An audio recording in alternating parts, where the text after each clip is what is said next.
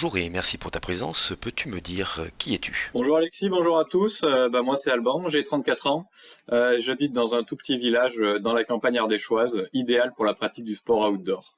Quelle discipline pratiques-tu en ce moment? Donc je pratique le triathlon, l'ultra trail et l'ultra marathon sur route. Je suis un peu touche à tout en termes de longue distance dans ces trois disciplines.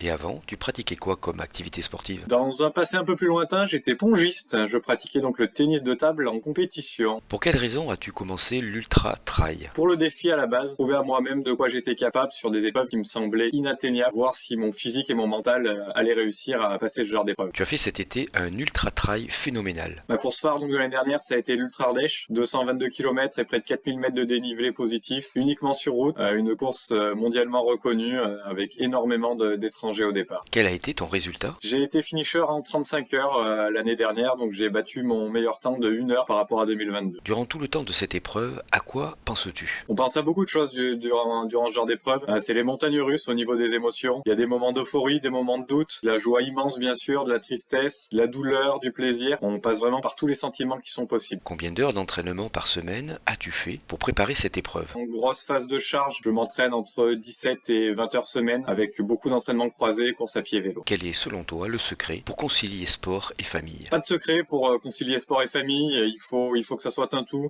Il faut que la famille suive et adhère au projet. Il faut également savoir faire des concessions. Souvent je vais courir très tôt le matin quand tout le monde dort encore. As-tu une défaillance où tout s'est bien déroulé physiquement et mentalement? J'ai connu un gros pépin physique même cette année lors de l'Ultra Ardèche. Je revenais juste d'une périostite qui m'avait mis à l'arrêt 2 mois et mon genou a pas aimé les longues heures sur le bitume.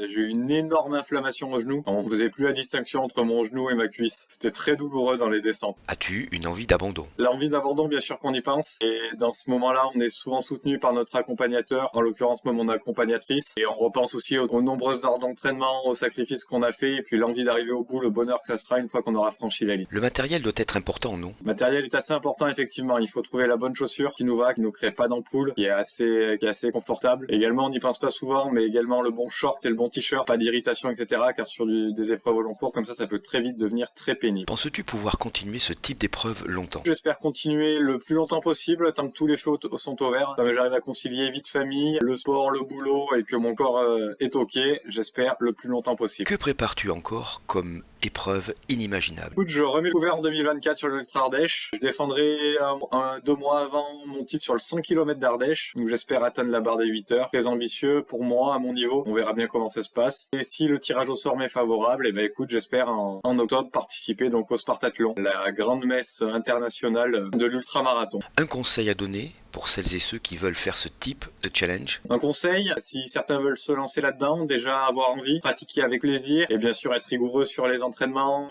rigoureux un peu sur la nutrition autant que faire se peut. Mais vraiment, le premier conseil que j'ai, c'est avoir envie et se faire plaisir. Sans plaisir ou sans envie, on peut pas se forcer sur de longues épreuves comme ça. Bravo et merci pour ta disponibilité.